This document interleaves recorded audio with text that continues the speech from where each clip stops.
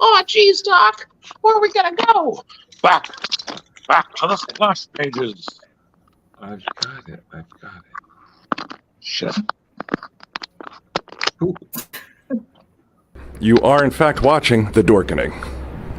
You're watching The Dorkening. Stay tuned.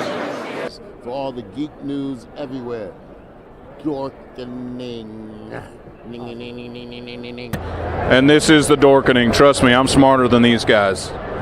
Because The Dorkening is the best and most educational entertainment and information source that the Trauma Team knows of. It's the best. The Dorkening.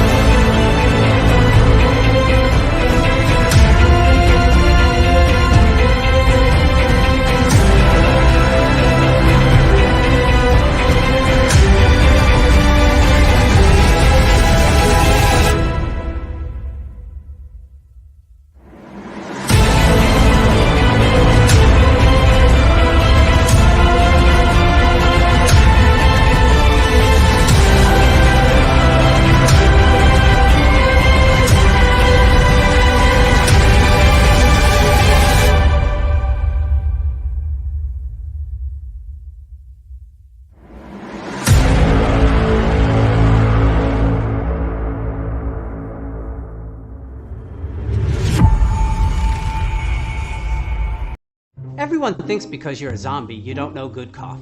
Well, they're wrong. There's only one brew that gets my seal of approval. Deadly Grounds coffee is my guilty pleasure. The aroma is so intoxicating. It brings all of my neighbors out of the woodwork. Deadly Grounds coffee. Coffee to die for and zombie approved. It's good to get a little deadly. Use the front door! Oh, they're so disgusting.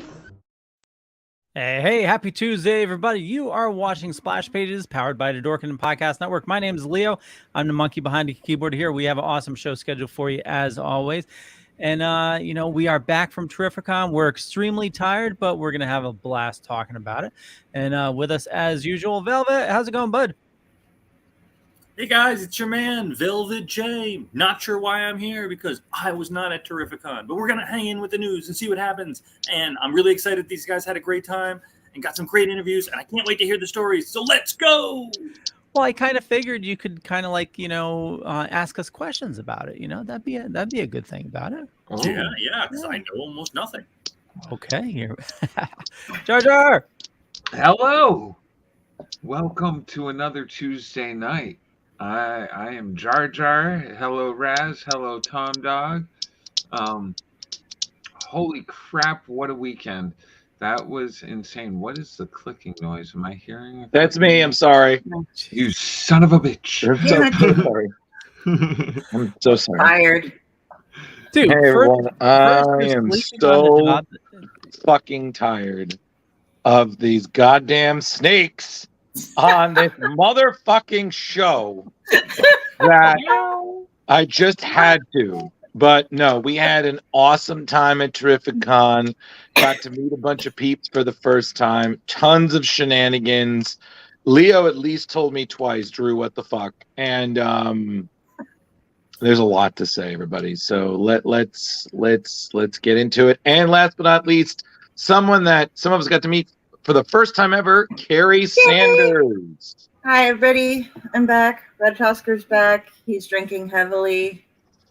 He had an encounter with a TSA agent who wasn't quite expecting him. It was terrible. And otherwise, I had the best time. I got to meet all these guys, man. It was awesome. Yeah, it was. Yes, and at one point, Radagaskar was driving my car, so that was also terrifying. Yeah, he drove. Yes. He's an alcoholic. Hardy He shouldn't let him do animals.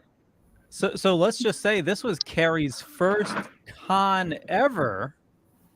Like, what a way to kick it off. Not a garage sale con, not a flea market con, definitely, but a comic con, if you One might will. say a terrific con. It was a It was fantastic. quite terrific. Yeah, and from the postings that I saw from Mitch, this was the busiest year he's ever had. Dude, so Friday. he's continuing to grow, and considering that I once saw Mitch start off in a tiny little place in West Haven, Connecticut, with less than 25 tables to what it is now, I'm so proud of him, and I'm glad you guys had a great time. Yeah, so there are a lot of honorary shout outs. So before we really get into the nitty gritties, before we get into the news, so then we can get to the stories, there are a few shout outs we need to give. So first shout out is to Justin. It was really great meeting him for the first time and meeting his lovely wife.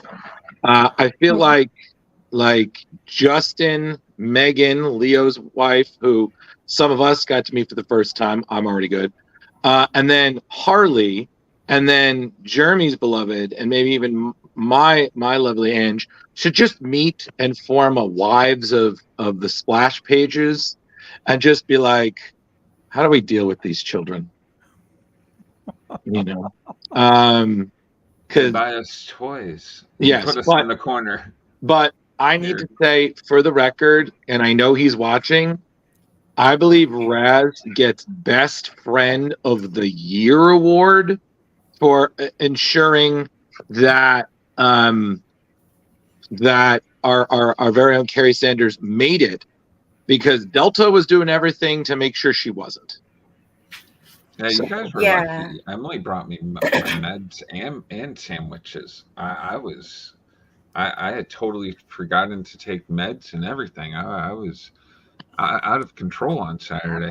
I need to say, Jeremy, you and your lady together is like the cutest thing, because while she loves you, she keeps you in line, and I find it hilarious. Well, yeah, she makes sure I don't go crazy. Yeah, but because she's like got that she got that nurse thing going, but then second, like, you start acting up, she's like, hey, knock it off. And I'm just like, wow, I love her. So I'm not going to go into the whole thing, but I wanted to explain the Raz thing. Yes, for the people who might not know about it, I ended up having a flight phenomenal. I was supposed to have a flight with just a quick connecting flight go over, and they canceled it, but they had us sitting in the airport for 10 hours or so in Detroit, promising that a flight would happen. They actually had us sitting on the plane for a few hours, so they canceled it. And I was supposed to be. Didn't meet Steve Martin or John Candy in this trip. Like, oh my god, yeah, I was supposed insanity. to be. I was supposed to be in New York by like 1 p.m. And I mean, they weren't even contemplating it. And Raz and his wonderful wife, Michelle, were trying to communicate with me. They came from Dayton, Ohio, guys, all the way to Detroit and drove me to Connecticut. like all night long. Got me to the hotel room so I could drop off my bags, and got me to the con as it was opening. Hold on. Actually, no, that gets everybody. Everybody. I am blessed to have friends like that. Clap? and Rich Raz accomplished a level of driving service I feel you need to get to. So Kari is just chilling in the back. She's getting baked as hell. She's like one of Jeremy's brownies the entire ride. So she is just, doing that, and they're just changing. I'm just imagining him and his wife. It's like a stoner Millennium Falcon just traveling light speed to get to it. So you just got these two just, oh yeah, so you were doing the thing. Now, Kari, when they finally get you to Connecticut, did they at least crash in your hotel for a few hours, or they literally drop you and run? They were going to crash in the hotel room for a couple of hours, but had something come up, so they decided to go a little ways away and then get a place to stay and sleep for a bit. And then, as you saw, he stopped by Centralia, and they were kind of took the scenic route on the way back home. Okay. So, yeah, it was. They didn't get rest. I'm glad they got rest. When you were like, they're going to turn around and go back to Ohio, I'm like, what? So for those of you that aren't familiar with the distance, you said it was what, 15 hours? 11. I think if you count the hours that they had to go from Dayton to Detroit, and then they took me from Detroit on, so. Raz is also now Amish.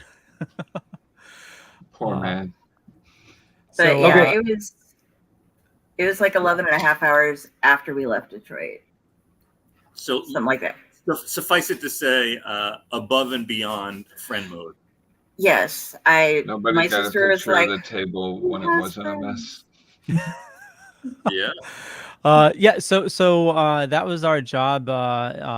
Me and Jar Jar every morning was cleaning the booth, because it was You guys are animals. Yeah, I know. Filthy. You guys leaving candy wrappers everywhere? Actually, Candy, that would be me. Water That would bottles. Yeah. You're just molted. Also, Drew, I love you, Drew, but you did an awesome job packing stuff behind the banner, but I had to get stuff that was behind it, but you also packed stuff in front of the banner, so I couldn't move it. And none of us have arms like you or Jeremy. I would like to point out that we had many great neighbors. Very that cool. you cards. could have. Oh, yeah, Joe. I'll Thank get them. you. Yeah, Joe gave us some awesome And the stuff. cards. And the buttons. Joe's whole little check this gift out. bag was pretty cool. And the buttons too. Oh yeah. I like that roped. Random act of kindness. Absolutely love it. Thank you so much, Joe. Seriously, Joe. Thank you. It was good seeing you. Your royal tuddiness. Royal tuddiness. He's a very regal villain. Only in the 60s. But so hold on. I have one other quick story about the booth. Just real quick. So Saturday morning, our candy bowl that we give free candy anybody that comes to our booth. Yes, so the candy bowl. Saturday morning, I know it's going to be slammed. We're going to be in the panel room all day. I filled this to the rim where it was actually overflowing. I go to record one panel, just an hour. I get back, the friggin' bowl is almost empty. Mm-hmm. Jar Jar was telling kids, take as much as you want. So they're taking friggin' handfuls. No. Okay, first thing is, yes, Jar Jar, you fucked up. But nothing beats the one kid that I saw that I almost had to slap a limit on because Velvet, this kid walks up and we're like, take as much as you want, thinking he's a kid. He's going to take 3 Skittles, right? Right, Velvet, he took 6. He took a whole hand of Skittles and he scampers off. So I'm like, okay, we've clearly, I was like, okay, so the child really used the free 99 discount. He came back and grabbed 4 more and was like, this is free, right? And then just ran off. And I was just like, Okay, you're on my list. You should have seen it when I was there by myself, Drew. I was just like telling kids to grab handfuls. So it's like, yeah, put both hands in. Come on, I got bigger hands than you. What? Yeah. To be fair, at the end of the con, you had to pull the last bit of the candy. Come and take it. We don't want to take it home. So apparently, so it lasted. Yeah. So apparently, Velvet, Kari is convinced that in another life, I must have been like a master car salesman, because with my voice and my sales, not only am I now the shepherd of the weird people from the table, but also I could just get anybody to take, like, we were just like getting rid of candy, and I was just like, free candy, take some home. Sugar is good for the children, you know.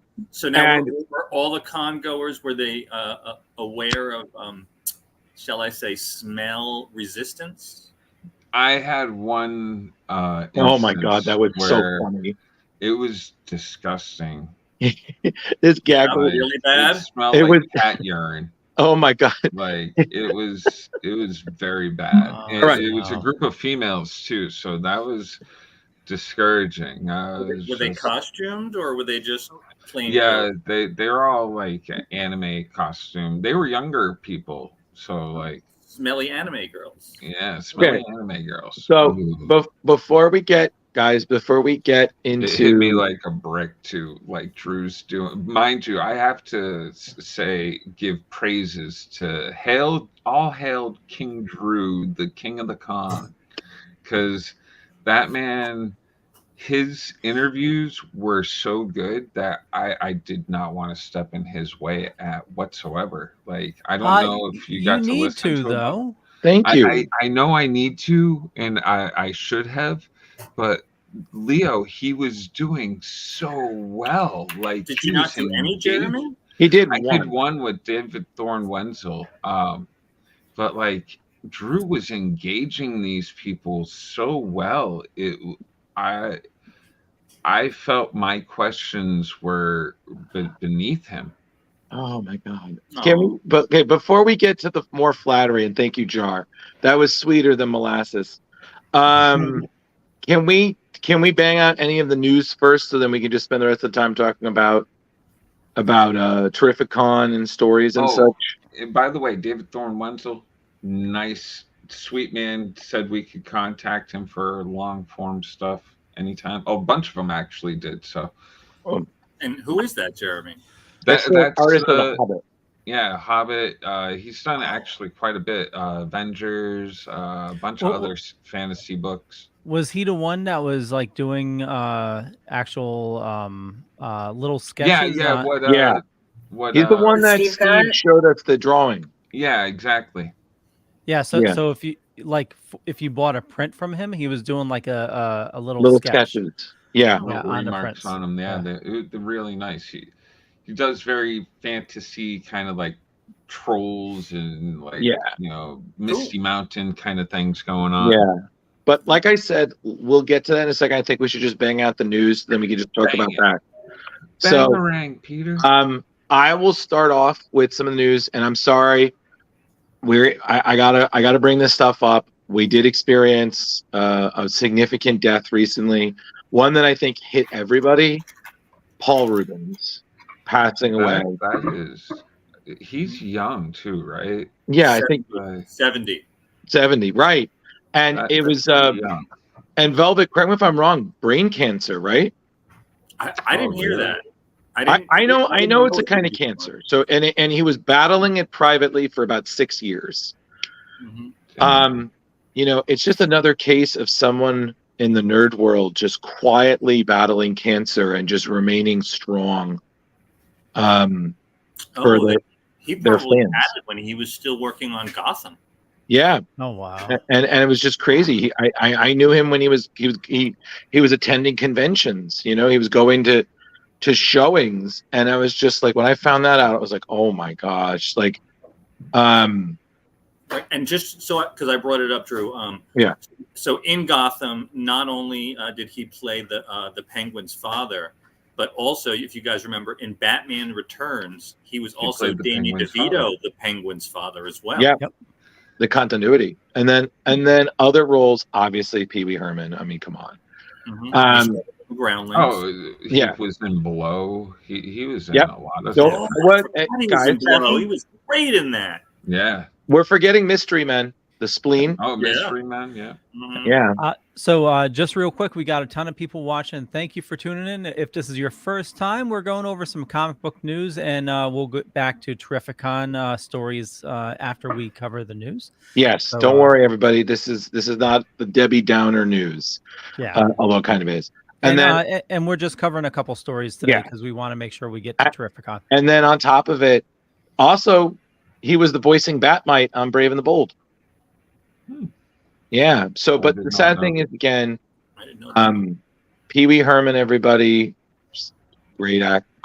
Paul Rubens, great actor. Decent human being, was really great with his fans. A little controversy here or there, but in the end, I like to think that Paul Rubens, the world was better for Paul Rubens being in it than when he came out. At least than when he his, came in. his controversy, he was only beating himself. Get out. But Get out. So that's the only one I know that. Supposed to do in that kind of theater. Yeah, I know that someone else passed away, another celebrity whose name I unfortunately do not remember, which is sad because all life is precious and all deaths should be mourned. Derek Farrell. That's who he played in Blow. Oh, right. And then he was also in Cheech and Chong, right? Yeah, I remember him from Flight of the Navigator was my favorite role of his, I think. He was in Flight of the Navigator? He was the robot. Oh my gosh! Wait a second. Wait, we're forgetting he was. Are you serious? I What? burnt that Time out. out as a kid. I had no idea that was Paul Rubens. He was also one of the main vampires in the Buffy movie with Christy Swanson. Oh Right. The long death scene. You're gonna die, Buffy. Which was a role he reprised in What We Do in the Shadows. Oh, 4 Rooms. That's right. Yeah. Right. But listen, in the end, Paul Rubens, everybody, please do yourself a favor and, just enjoy riding your bike because Pee Wee rode for all of us. And don't get me wrong. Remember the Alamo. Yep. And they have said that ever since 1985, they have been constantly dealing with people asking about the basement in the Alamo, which is all thanks to Paul Rubin. And if you ever find yourself out on the highway, watch out for Large Marge. Mean Marge. Yeah. And it's funny because I was as a kid. I was driving and I was thinking of the Danny Elfman theme, dun, dun, dun, dun, dun, dun, dun, dun, dun. And I was just like, breakfast will never be the same. But in the end, everybody, Paul Rubens passing, at least we have great things to remember him by. Although somebody had sent to me the word of the day was sad, and I'm like, too soon. Oh. Hey, J-Bo. Hey, guys. Hey, J-Bo. Free J-Bo. So I just need to also let everybody know that J-Bo wins most intimidating of the weekend. Because every time I saw him, he looked like he was auditioning for some sort of bounty hunter. He's just khaki shorts, sunglasses on. He's got his ink out, short sleeves. And he's just like, come bring it in. It was like being hugged by a nerd bodyguard. He was just like, so good to see you. Yeah, come bring it in, sexy. And I'm like, oh, okay, it's good to see you too, buddy. Like, all right, I got to get back to the booth. I'm like, what the hell just happened? Did I just get hugged by a yeah, I was like, what cable shit is this? I got hugged by a bounty hunter. Yeah. 1/3 of my stuff. Mm-hmm. Nice. It was. Did you have a good weekend, J-Bo? Was it successful for you? It was. I did better last year than I did this year, but it was still a good show. It was a busy show. It was Saturday was crazy. Yeah, Friday was nuts. I don't know what your definition of nuts is, but my definition of nuts is Saturday. Oh, Saturday was pretty crazy, but for a Friday show, I have to say that back area with the celebs was intense for a Friday afternoon. we couldn't barely get near. Even Chris Claremont and everybody had the lines like. Yeah. No, the reason Chris Claremont had a line is because everybody gets a 20-minute story at some moment in 50 years of his X-Men.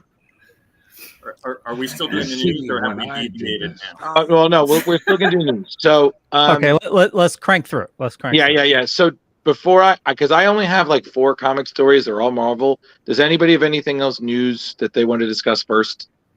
I survived Sunday. Good for you, buddy. Thought I was going to die. He had an episode. So, damn it, Drew. The Loki trailer dropped yesterday. Yes. The second I saw him in it, I was like, yes, give him more work. Absolutely. Kiwi Kwan as the character OB or Ouroboros. Yes. Is also what Ouroboros is the serpent that eats its own tail. Or are you talking about Ouroboros? Yes, Yeah. thank you for the correct pronunciation. Oh, Never-Ending Story snake. Yeah, this was a great trailer. We get Tom Hiddleston returning, of course, as Loki, and Sophia DiMartino as Sylvie. Working at McDonald's. Yep. And then I have to say, job's a job. I'm sorry. I have to say, the second you saw Kang show up, I was like, oh, that's a good drop. But the main, I mean, of course, you have to have him in there because they're setting up as the big bad. But then they also introduced that the new villain is a very obscure Marvel villain. I believe his name is Zaniac. Yeah, who, like Brad Wolf, aka Zaniac. Yeah, like a really obscure 70s Marvel villain. Right, and we've got the Jonathan Majors Kang is known as Victor Timely, who in the comics was an inventor. And but he was also sort of the guardian of his I don't remember what his name of his city was. Acropolis? Yeah, let's go with that. Futuropolis. There we go. He did exist in the comics. Mahana Jade Longwalker says that we're playing God. We are gods. She lost it. So excited. Yeah, that. Oh yeah, line and was awesome. good luck at Fan Expo, Mahana. Like, just remember, watch that money, girl. Are you doing Fan Expo, J-Lo? Yes, I will be working the celebrities. Yes, you are. So you got the intimidation for it. I didn't want to give you anything besides yes, sir, and good to see you too, buddy. You got that. You know. No, I did Fan Expo last year, and it was with Ewan McGregor, and it was 1,400 people every day. Jesus. So literally, you were working with the guy who could be mistaken as Jesus. That's fine. Yeah, that's true. Moulin Rouge. What else? Yeah, so I saw that. I have to be honest, there wasn't a lot of news. Now, the only other piece of news that I thought was kind of interesting was Stephen Amell, I guess at a con. Yeah, what was that all about? This past weekend, I guess just a fan was asking him, what do you feel about the WGA strike? And he said that he stands with the WGA, but he does not stand with the strike. He thinks that it is not a good way to negotiate. And it just kind of came off as kind of like elitist because he's the lead man. Yeah. He's he's well paid versus a lot of the younger guys or the guys that have less experience on these shows that aren't paid well. And I'm sure he's aware of that. And it even seemed that he went further and had an explanation that came out today. And it just seemed he was just kind of upset that he couldn't promote his new thing, Heels, I guess, which has a new season coming out. And it still didn't feel much better to me. I think the sad thing being is J-Bo. That's J-Bo. You're Velvet. That's Leo. That's Jar. And that's Kari. Brady Bunch. But I think Velvet, the hard thing is that when you're a celebrity, everything you say is kind of Rubik's cubed, and it's kind of taken apart and analyzed and quoted and whatnot. And it's really hard to have any sort of opinions a little different than the majority. And while I don't agree with his opinion, I still respect his right to express it. But from what you're saying, it just sounds like his clarity was more, not exactly double downing, but it was kind of like explaining, but it's kind of like when somebody apologizes, but they don't say they're Trying to sorry. be ignorant for the reason Right. that they should be sorry for. Like I'm sure he's passionate about his show and everything, and he feels bad that he can't promote it properly. But too bad. You're a rich you're a rich guy. Yeah, but you're going to be okay if you don't get a lot of press on this, and you don't get a next season. You're going to be all right. But a lot of the guys that worked on that show or worked on other shows that you worked on are struggling. So, well, I just I've been wanting to share a personal story here with the writer's strike. Megan's uncle was an actor. Unfortunately, he passed away recently, but he had small parts in very large movies. Okay. And due to the time, how residuals were paid and everything, he was able to support his family on the roles that he played. He was in the ape suit in Trading Places. Oh my God! No way. He was actually, I just pulled it up here. His biggest role was in Day of the Dead. Was he Bud? No. Sorry, I got really excited there. No, he was the general. Oh, okay. Yep. He was in Cadillac Man, Big, 3 Men and a Baby, Legal Eagles. Oh my God! He was in smaller. Yeah. It was always smaller roles, but with that career, he was able to support his whole family off of that. And nowadays you can't do that. It's absolutely. even if you get small roles in large movies, they totally changed the way they pay actors, and it really needs to be changed. Netflix is like a one-off, like, hey, we're going to pay you for your work here, and once you're done, you're done. The streaming has really changed, as we know. So Leo, I don't know if you saw that Will Wheaton stepped up, and he reminded everyone that his parents stole all his money that he made in Star Trek: The New Generation. And he said the only way he was able to rebuild himself, get the podcast going, and support his family was on residuals. And if it wasn't for that, he'd be totally screwed. Right. So I think it's just an ongoing thing, and it's going to affect a lot. I mean, I think we really saw that it's not a reality until you see it. Like for us, it was going to cons, and we couldn't even approach certain celebrities because either they weren't present or they weren't talking to press, because again, they don't know what they can talk about. Some people can't talk about current or future projects. Some people, as you guys saw personally, can't even talk about past projects. Yeah. So it's like, what are we going to talk to them about? So what was lunch like? Oh, you had was that on rye bread? Nice. Good. I'm a Now, there was some animation. Can you sit in your chair that way? And they don't fall under the WGA. Were they more talkative? Some of the animated guys? Get around the. We honestly, I'm telling you, Velvet, we weren't able to get to a lot of people. Either the lines were too long, there really wasn't much happening because the strike also cut down a lot of the panels for the show. Like actually, the voice actors in the panels were able to talk about their stuff. But Ross McQuand and the dad from Shazam, they couldn't talk about anything. And matter of fact, if you're interested in the panels, we recorded all of them.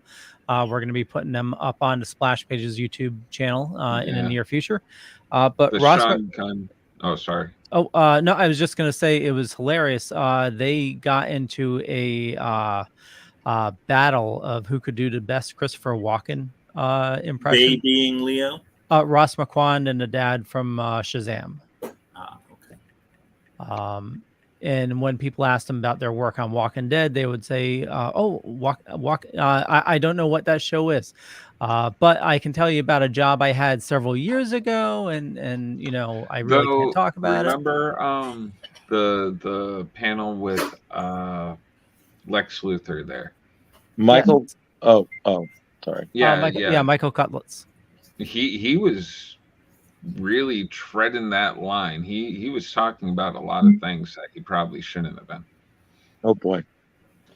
Get him in trouble. Oh no. I also enjoyed that I was happy to watch it. I enjoy that our guest Jabo is posting to the group while he's on the show. I was like, you are multitasking from that chair, buddy. Did anybody else have any other news? Well, I just wanted to share real quick, since you guys, coerced me into doing it. I did buy the I'm very proud of you on these ones. Good job. That's okay. I got my had to twist your arm on that one, buddy. Yep. Yeah, if you were going to spend the money, I totally approve of the covers. Yes. Velvet approved. Okay. Good for you, buddy. Yeah, so that's the foil editions of Batman Night Terrors. One is a 2,500 issue run, and the other one's a 1,500 issue run. Oh, I like those. I'm jealous. Okay. Kari, when we get to your stories, you have no reason to be jealous. No. Okay, so let's run through this news real quick. Drew, Silver Surfer. Silver Surfer? That was in your list. That was not on my list, buddy. Okay, Secret Wars. Okay, okay. So, thank you. I was going to say, like, Leo, I did not give you that image. All right, so basically, there's a few more things with Marvel. So one of them is that announced at San Diego Comic-Con, there will be a tie-in to 1984's Secret Wars. 40 years later, Tom DeFalco, Pat Olliffe, who we met and interviewed this weekend, are working on the series, which is going to be about never-before-told secrets behind the big event that had heroes and villains on a distant planet pitted against each other by the cosmic Beyonder. So we're going to find out more about his true motives. There's going to be shocking appearances by characters you even know were there, and more. So, that fun duo, Spidey and Human Torch, is going to be kind of like the head two guys in the series. And essentially DeFalco basically wanted to do a story that would honor what Jim Shooter, Mike Zeck, and Bob Layton did back in 1984, but also kind of, have repercussions for today's stories. So, honestly, Leo, if you could show the covers again. You have the one on the left, which is by Giuseppe Camicoli, is kind of featuring, again, we have the black suit Spider-Man, Johnny Storm, and the villains fighting. And then the one on the right is Ryan Stegman, the artist that we know from Venom and Dan Slott's Superior Spider-Man, is doing, that's an homage cover, to the original one that's so famously known for Secret Wars. So that's going to be a 4-issue limited series. I believe it's supposed to be out November 22nd. So there's going to be the homage cover, which we saw, connecting covers by Todd Nanick, a cover by Mr. Olliffe, and more. Honestly, it looks pretty cool. I don't know personally. I'm going to check it out, but I'm always down for filling in stories between the cracks. But what do you guys think? I like the idea. I get a little weary when they do go back to fill in stories like this, and you're just like, is this gonna be goofy? Is this gonna be like some actual serious stuff that we're going to need to know? Like, what's happening? What's happening? It's more secrets. We need to know everything. Yeah. What about Secret Wars? Rich? I kind of agree with Jeremy. It makes me a little leery. It's like, was anybody asking for this, and why to have to return to it at this moment in time? Okay, that's fine. That's my thought. Okay, no worries. So, but like I said, I thought it was pretty cool. But at the same time, time will tell. Tom DeFalco and Pat Olliffe worked really well when they were paired with Ron Friends, who we got to interview at Terrificon this weekend, when they were working on Spider-Girl. So, solid team who's worked together. Could be great, could be unnecessary. We'll see. So, moving on. Next. Well, we have some tales. Howard the Duck tales. Yes. So this was extremely exciting. Howard the Duck is we're celebrating his birthday. 50th anniversary one shot in November. So this big issue will see Chip Zdarsky and Joe Quinones, the guys behind Howard's smash and well-received 2015's ongoing series. They're reuniting for this. You're going to have a bunch of other people, and we're kind of just getting into the nitty-gritty. So essentially, the premise is, I guess, as one of the stories, that Howard is greeted by a cosmic, all-seeing friend known as Peeper. I was like, okay, odd. Which gives him a chance to see what his life could have been like, what he could have done. You know, it's basically kind of like It's a Wonderful Life for Howard the Duck. So Marvel didn't go into too many details, but they did say that Emmy-nominated writer and comedian Daniel Kibblesmith, the writer who's responsible for Black Panther versus Deadpool, and acclaimed artist Annie Wu, whose name I know I've seen her on stuff. I can't skip it. Howard ends up as the president. So this is inspired by Steve Gerber and Gene Colan during their Howard's run. So imagine Howard the Duck is the president of the United States, and then he has to deal with an alien invasion. I was like, wow, that could be pretty ridiculous. Popular video game designer Merritt Kay is going to make her Marvel debut with Will Robinson as the artwork on a story where we'll see Howard the Duck leaving Earth to take over as the leader of the Guardians of the Galaxy. So I was like, oh boy. So does Howard have any powers in the modern comics these days? He is just a talking anthropomorphic duck. Well, he also has that big pile of money in that vault, right? There you go. That's wrong show. That's Scrooge. Yeah, talk to Don Rosa about that. Yeah, about to thank you. I was just thinking that Don Rosa, distant cousins. Yeah, and Don Rosa was so funny, Velvet, because he worked on a lot of those stories. He had this big sign for the Scrooge McDuck. It was like, no, this is not DuckTales. And it was in big red letters. And I just read that, and I was like, okay, so woo. But moving on. Back to Howard.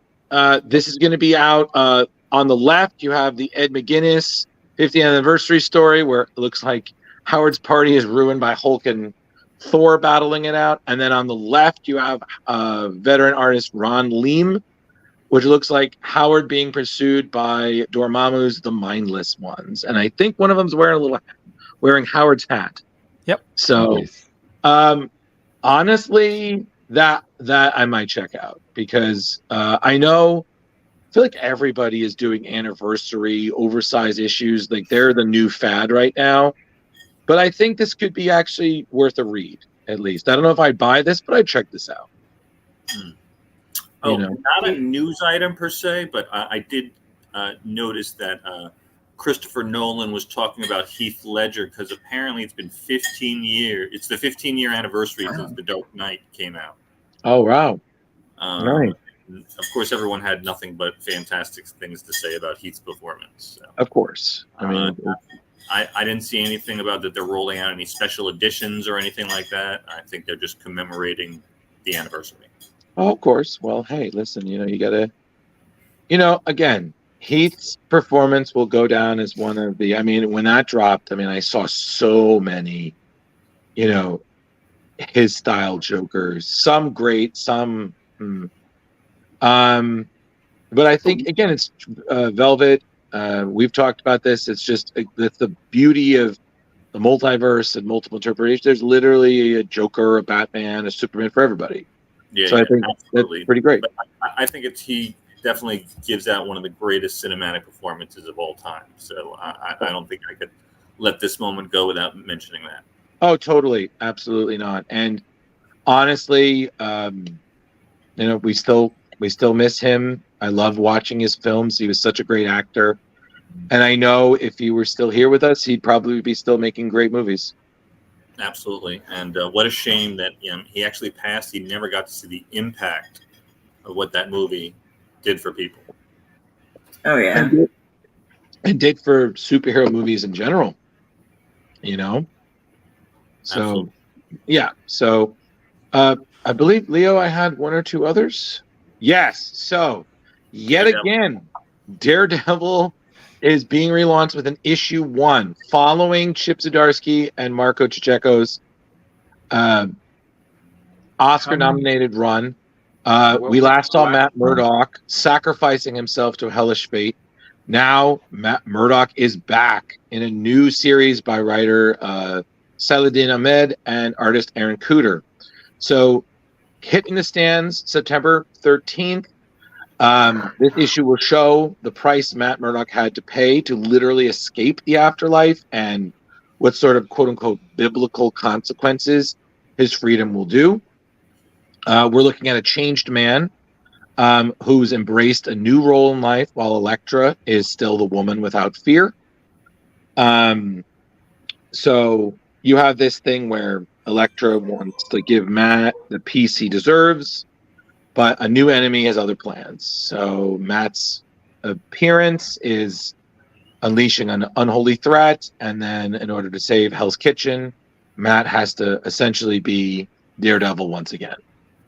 So I'm kind of getting tired of all these number ones, but Daredevil is still one of the still more interesting characters in Marvel's bullpen at this time. And I would much rather read this than anything they're doing with Spider-Man. So that's just my feeling. Right. And with Chip Zdarsky heading this up, Leo, is that going to get you to check this out? Since you're loving Chip these days? Well, no, but he's following the heels of Chip's stories. Chip just... Yeah. I was just about to say that that run only went 13 issues. And now they're renumbering. Yeah. That's kind of weird. I am interested in checking out Chip's Daredevil though. Yes, I've read some of it. It's actually pretty great. And then Marco is a fantastic artist. If you enjoy his artwork, please check out what him and Greg Rucka did for The Punisher during their run. I mean, talk about gorgeous. Like, wow. Even his covers are stunning. But yeah, but the only reason Saladin Ahmed, who's known for what he did, his work that he did with Miles Morales, he said he'd only take the job if he had a new take on Matt Murdock and Hell's Kitchen. So so it's about his importance was about in his arcs was keeping it centered on Matt, on the people in his world, but to also bring in some new characters, some familiar ones, in ways that were going to be really different. So as Leo showed there, that's a cover by John Romita Jr. And we're going to be getting a lot more covers by the series artist Aaron Cooter, Alex Lozano, 2 different covers by Frank Miller, by the artist Ikure, Pepe Larraz, and Will Portasio. So I think this thing has like 7 different variants. So Leo, calm down. It's not a Batman, so don't. Yeah. Well, Well, I will say it's just somehow John Romita Jr. just knows how to draw heroes sitting in the rain, just looking boss. It's because of the way he does his shading. Yeah, I have to say most of his earlier stuff I thought was really good. His later stuff, it's hit or miss. Sometimes I'll agree to that. Wonky. So now, last but not least, there is one more story. This cover, I'm sorry, I know I feel like every week I have like a bomb cover that I just want to hype the heck up. This is Sean Galloway doing his Saturday morning variants that I know we talked about in an earlier show. This is the one, I believe this is coming out in November or October for the latest Avengers series by Al Ewing and Leonard Kirk. I mean, I'm sorry. Look at this is just fun. Like, look how great that cover is. Yeah, I mean, you couldn't have titled that better. I mean, that looks like a Saturday morning cartoon ad from like the 80s. Oh, hell yeah. It's beautiful. Yeah, I like I said, I don't know if I'm gonna buy those series, but I would buy those covers. They just look like so much fun. The style, the colors, like you said, Velvet, like this is the kind of thing I would expect to read in an old comic advertising like a hit show at the time. Well, I mean the stars and yeah, even that font. Let me find a Saturday morning cartoon ad. Oh, no. Get to it. He's searching, guys. You remember the last time he searched on eBay? Uh-oh. This results in lots of money loss. Yeah. While you're looking, Leo, I'm going to pull up our comment that we got right now. Yeah. Whoa. Kara and Drew, you left your souvenir cups on the windshield of Leo's car. So thanks for all the extra cups. And Drew, he has your Christmas present ornament, and we'll send it. Oh my God, that's right. I left. Wait, what? What? Oh, right. We got those huge stack of plastic cups. So, Velvet, this guy was just getting rid of Terrificon cups, and he just had this whole box. He was like, "You want some? Like, I'm gonna like recycle these." So we just all took like stacks and stacks of Terrificon cups that were just gonna be like I don't know, like beer pong cups.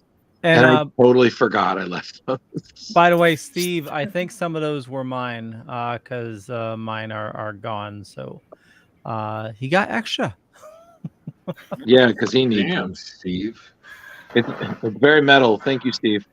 It was good seeing you, by the way, Steve. Seriously. Nice getting to see you in real life. Yeah. But all right, so that's all the news I had. There's really nothing for DC, so it was a really short week. But some cool stuff coming up. Yeah, Leo, you're right. That is very much a Saturday morning cover. Like This that. Saturday at But yeah, 9 that's everything. a.m. That's Don't everything I miss had. the So zing. everybody, let's talk about Terrificon. It was a terrific convention. It ended. So I need to say. All right, so if we start with Leo. Leo, what was your highlight moment of Terrificon? Go. That's a good question. Obviously seeing everybody. It was great to see everybody in person. Yeah, that was easily to highlight. Just spending time, with everybody, and actually trying to realize that I was like herding cats as well. That was, even though it was frustrating at times, it was fun. I said I was sorry. It's okay. No. Velvet, he's the most, like, honestly, he is the most agreeable person. You know him in person. It's never a problem. Everything is good. He'll always take on the extra responsibility. And I'm just thinking to myself, like, somebody buy this man a snack. Like, the last time I saw Leo at a con, he got a little overheated. How did he do? Our boy did better. I didn't see him he paused every once in a while, but he was strong. He hustled. He was like, "Okay, I'm going to make it to the con." Okay. All right, I'm going to make it to the panel. Okay. And then I just felt bad because like he's trying to do the setup and he's doing his Leo thing and I'm just hovering, asking questions. Like, I just felt so bad because I was like, "Oh, can I do this? Can I do that?" And I was just felt like he just had that like, "Okay, I love the enthusiasm, but you need to sit down and chill." All right, Drew, rest your mouth for a minute. Jar Jar, what was your moment? My moment? Yes. Going around to the actors and them telling me, or the celebs and them telling me that they couldn't do interviews. Because at that moment, John Wesley Shipp came from around his table and was like, "Jeremy, it's so good to see you," and gave me a hug. And that was the moment. I was just like, "Holy crap, John Wesley Shipp, stop doing this. I can't take it. You're going to make me cry." Mm-hmm. But that, and... Did he give you a good, nice, hard hug from the flag? Yeah, dude. Yeah. He's a good hugger. Came out of left field and was just like, "Jeremy." I was just like, "John." You Beautiful. remember me. Yeah, that's an awesome moment. Kari, Sanders, what's your moment? Oh my God. Okay, but getting there. Finally, Getting there. Yeah, getting to see everybody, that was, I'm with Leah, that was the best because I hang out with my family here in Nebraska and James every now and then. Otherwise, you guys are all my friends. And so I've never been able to, I'm like, yeah, I'm hanging out with my friends on the computer. And so I got to meet everybody, and everybody is so awesome. Everybody is so nice. And all of the girlfriends and wives and everybody was just great. And if that doesn't count because it was already used, and you can tell I'm a little excited about it, I'm still on the high, then it would be getting to talk to Howard Mackey was my just under there. God. So my interactions with that man. Okay, and Yes. I saw there was a little follow up with that today. So you want to talk about that? Yeah, Rich. What happened, Kari? Somebody's got new friends. No, somebody's got a new con boyfriend. That's what that is. I know he's married and everything. There, Yeah, well, it's 2020. You got a follow on what was it on Instagram? From Facebook. You did? Facebook from Yeah. Very nice. Yeah, I'm super. Yeah, when we were going through, and by the way, Drew, if you're short like me, we'll just grab you by the hand and pull you like you're made of, like you're Mr. Fantastic, and you will end up at where you're at, hopefully standing, but you will get to where you need to be without anybody getting in the way. So okay, he hold got on. me. It was There good. needs to be some context, Miss Sanders.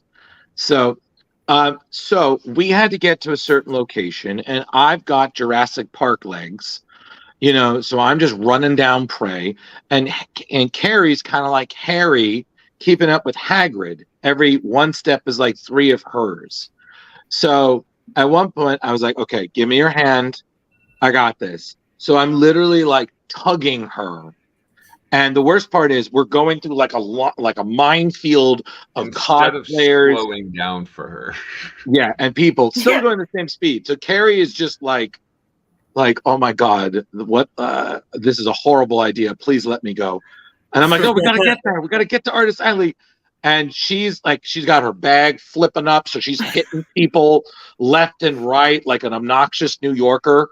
And at one point, she was like, Drew, I swear to God, if you literally, thank you, Raz, I did believe in myself. She was literally like, Drew, you almost knocked me down, and I swear you would have just kept dragging my body along the floor. I was gonna hit somebody's table and be in their lap with him, then crashing onto the table. It was gonna be terrible. Yeah, but we still got there. Scary. We still got there, but Kari was just she had that face okay, but please don't do that again. I was sweating so bad because in the floor there, Oh it's my just God, yeah. everyone. So I'm going over to talk to people, and I had my pigtails in, so I looked like a drowned Lhasa Apso.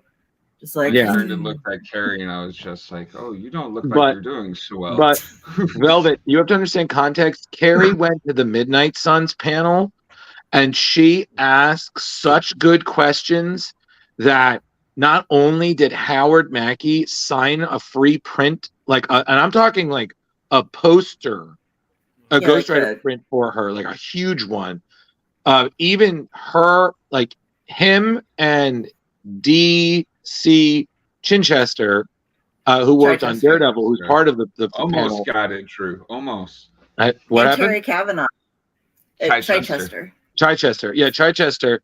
They, thank you. Almost got it.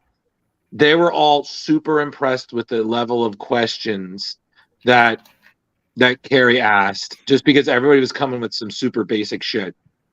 And that looks like Paul Kupperberg and Paul Levitz. Yeah. That is Paul Levitz. Carl Potts and Jimmy Palmiotti. Yep, that is Carl Potts. That's Paul Levitt. On that panel. Yes, Paul was the unexpected guest that I saw wandering, and being that I was in one of his classes back in 2011, I was like, oh my God, that's Paul Levitz. I know that face anywhere. And I had something in my bag that he worked on, but I didn't want to approach him to have him sign it. because like you're not here. Like this, it's weird.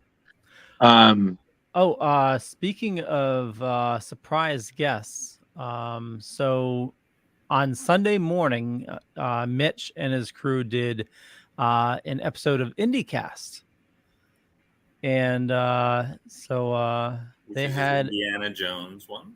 Yeah, and then young Indy himself.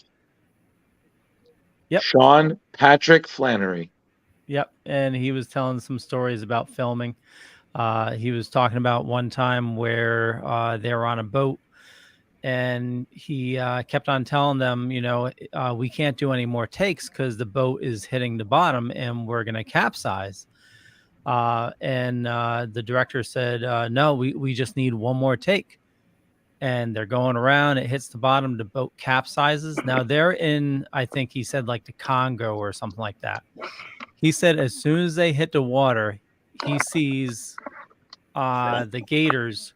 There's like a whole mess of gators on the shore. He says he sees all of them scatter in. But he said he was told the things you need to worry about are the hippos.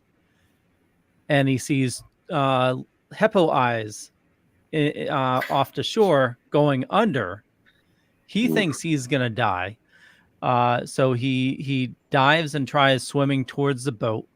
And also there was another person that was on the boat that couldn't swim. He said he was a lifeguard before acting, and he was able to get them onto the boat, but he's trying to swim to the boat, and the director's boat drives by and passes him, so it leaves him out into the water. But yeah, watch the panel, you'll get the full story. But it was pretty awesome. Just hearing him tell his stories. Nice. Totally. I'm sure Mitch was thrilled to have him on the IndieCast. Oh yeah. Yeah. It was funny watching Mitch because a lot of times he would just be on his phone, and one time he actually jumped off because he's running a con while trying to do the podcast as well. But sure. Yeah. Can I share one of my highlights as well, Rich? Absolutely. Well, besides doing the interviews, which were so much fun. Thank you, Jar. Thank you, Jar. Nailed that. Yeah. For those. I really enjoyed. I love being Deadpool. I love walking around, being at 13 the whole time. But it was really funny because our friend Carl Baker. I have to say, Garth Ennis was the least happy-looking person at the con. Who? Garth Ennis. He just looked so just like, over it. Yeah, I'm here. But he was more than what, happy. Drew, you got to interview Garth Ennis? Yeah, he was more than happy to do the interview. He just looked miserable the whole time. Wow. And I had some good questions too. Like you can ask Steve. But it was so funny because I saw Carl, and there was another guy who was of Deadpool, but he was with a Hawaiian shirt and he had one of those pool toys around him, and we did the Spider-Man pointing meme, and that was so much fun. And it was also funny because Rich, I did 3 hours in the suit, and I will now effectively reference the Deadpool costume as the suit. Saturday or Sunday? Saturday. I did 3 hours from like 10 to 1:30. Mm-hmm. It felt like I did 30 years. Yeah, how much weight did you lose this weekend? I walked so much of it. I had an ongoing joke when I kept passing one of the vendors. I was like, "What are you doing? I'm getting my steps in." But it was so much fun. Apparently, Deadpool is very scary to some children. I don't know why. I look like I terrified one or two small kids, and I felt really bad. But a lot of people loved it. A lot of people found it hilarious, and it's just always nice to. I got a nod from Mitch Halleck in that he looked at me and he was like this, and I was like, okay, that's great. Like, what?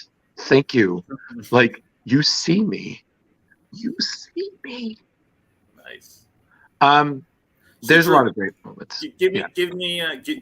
You did like 20 interviews, I heard. Can you just like run through the names real quick? No. First thing I need to clarify, I only did 18. Okay. my team did 20. I did 18. So I just need it. So the people we interviewed in no particular order: Garth Ennis, Jim Ballant, well, tell you what, I have all the files up. So it took me a day to get all the files processed. But we have Art Baltazar, Arthur Adams, DJ Chichester. DC. Chichester. Oh, Chichester. Danhausen, David Thorne. You guys got Danhausen? Oh, Steve got that. Steve got Danhausen for. Oh, okay. Because he was able to grab all of them for something for a friend of his with something else going on. Nice. Franco, Garth Ennis, Howard Mackey, Jeffrey Combs, shout out, Jim Ballant, Jim Calafiore, Keith Champagne. Yes. Mike McCone. Yes. Patrick Olive, Phil Hester, Rick Leonardi. Yep. Ron Friends. Mm-hmm. Ron Mars. Yep. Russ Braun. Mm-hmm. Tom Derenick. Tom Najayan. Nguyen. No, the G's silent. Nguyen. Nguyen. Tony Harris and Wardlow. Nice. Wardlow is another one of Steve's ones that was the cool. He had. Quite a bit. So I would have said all that, but Leo wasn't going to let me. He forgets I'm the one who sent him the list. And a lot of those people said that they would be more than happy to do the show. And Rich, had we had more time on Sunday, we could have also got Jim Starlin and Chris Claremont. But for next year, we need to work a little on time management, and I'm victim of that. We're all victim of that. Time management, and also I'm going to try to invest in some more equipment. All depends on how my funds are. Before the next con. But we also got 18 panels as well. Yeah, and that was part of the problem too. On Sunday was that there were only the four of us, and Steve, but it was trying to organize somebody at the booth all the time, and then somebody at a panel, and then going around was just hard to get everybody. I actually got kind of scolded by a person for not attending the beginning of their panel, but so essentially, Rich, but it was okay. We worked it out, but it was just like, dude. Yeah, essentially, Rich, we all started to become known for something. Like Kari is apparently now known for her thoughtful questions in panels. So an individual got a little irked that she was not at his panel to ask said such questions, not understanding that her responsibilities are to us first and then extracurricular activities. So doing your jobs, it's the same thing. Like, funny enough, what's looking for? So funny enough, Jeremy got another awesome gift from his lady, who bought him the I believe it's a He-Man replica sword. Power sword. Yeah, the power sword. Nice. Beautiful. It's heavy. So that was pretty great to see that. And Leo was Leo. He was just a jovial, like everything is, oh, you can't do that. Okay, I got it. Yeah. No problem. I have to admit, I got frustrated one time. Well, Saturday we were more on point. Well, Sunday, Saturday was. Sunday it was. So a little discombobulated. Well, so Sunday I wanted to make sure that they got as many interviews as possible. So I gave Jar Jar and Drew the good camera and told them, hey, be on your way. I'll figure out panels. I took the 2 backup cameras, one which is very temperamental. It's a friggin' pain in the ass. And then the other one is a backup camera, which is very low quality. So I figured I'm going to take both, try to get something so I can record the panels. We're 5 panels in. The next one is Jim Starling. So I want to make sure that we get the good camera for Jim Starling. Right. I'm texting everybody trying to say, hey, we need to bring Steve is there, use his equipment, bring me the good camera, bring me this battery, and bring me this battery. And I messaged 2 people that list. All of a sudden, Steve comes in with 1 battery and a charger for some reason. I'm like, why? Why a charger? Why, so I run out and I grab what was needed and run back in. But yeah, that was the only time I was, a little frustrated. But other than that, it's yeah. But overall, Rich, it was a really great experience. You were missed, buddy. Yeah, but overall, we got a lot. You guys all got to bond without me, but I'll be back next year. You were severely missed. Yeah, but I will say also, Kari, can you show Rich the absolutely adorable commission that she got from our good friend Tim Jones? I can in a second. That is being mailed to me right now by Steve, but if it's okay, Leo, if I just drop one in the overlay, I can. Yeah. Yep. Fucking words. Oh, and I don't know if you saw, Mitch announced the dates for 2024. He did. Yeah, which is going back to what they used to be, which is like the middle of August. Raz says next year he is so coming. Oh boy, that's a lot of energy. Nice. But now next year, Kari, you just have to fly to Ohio. Yes. Yes. Look at that, Rich. Well. Calvin and Hobbes. Yeah. So. Oh, that's you guys. Yes. Yeah. I get. Kari, explain. I get to be reading the book and sharing all the new worlds that Hobbes is bringing for me. So. Well. Yeah. Because originally, Rich, she was trying Tim to do the Galactus Silver Surfer thing, but Tim Jones was like, "No, I can't. That's just outside of my wheelhouse." And she was like, "Okay." And we were trying to think it, and she's thinking, and she has that like light bulb moment above her curly hair. And let me tell you, Rich, you've never seen Kari in person. Her hair is really no joke. Like it is long. It is bushy, and I swear to God, when she gets frazzled, I think the thing like twitches, like it's a living, like she's Medusa, Black Bolt's wife with the living hair, like just Raven claws coming at you. Yeah, but she was like, "Oh my God, Calvin and Hobbes." I was like, "That's perfect." So she goes to Tim, she does the whole thing. And I sat by his table at one point. He's like, "Oh, do you want to see it?" I'm like, "Yeah, sure." And I see it. I'm like, "That is too cute." Very nice. Well, I'm gonna let you guys reminisce some more. I have family coming like tomorrow, and we have all that stress going on. So you guys, good luck. Oh boy. I'm gonna watch the rest of the show tomorrow so I can see what happened. But I'm glad you guys had a great time. It's great to catch up, and I'll talk to y'all soon. Okay. Bye. Night, Joker. Have a great evening. Did you enjoy the book, or did you want to? Oh, I love the book. Are you guys going to talk about it? No, let's talk about it next week. All right. Yeah, it was awesome. I love that super dark book. Have a good night. All right. Thanks, Rich. Bye.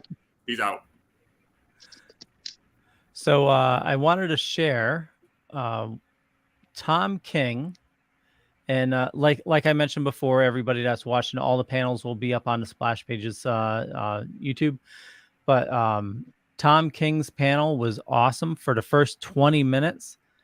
Him and the host, I forgot his name, from Word Balloon podcast. They ended up talking about Star Trek for like the first 20 minutes. It was hilarious. Yeah. Well, and then after that, apparently it just sucked. No. It was a great panel.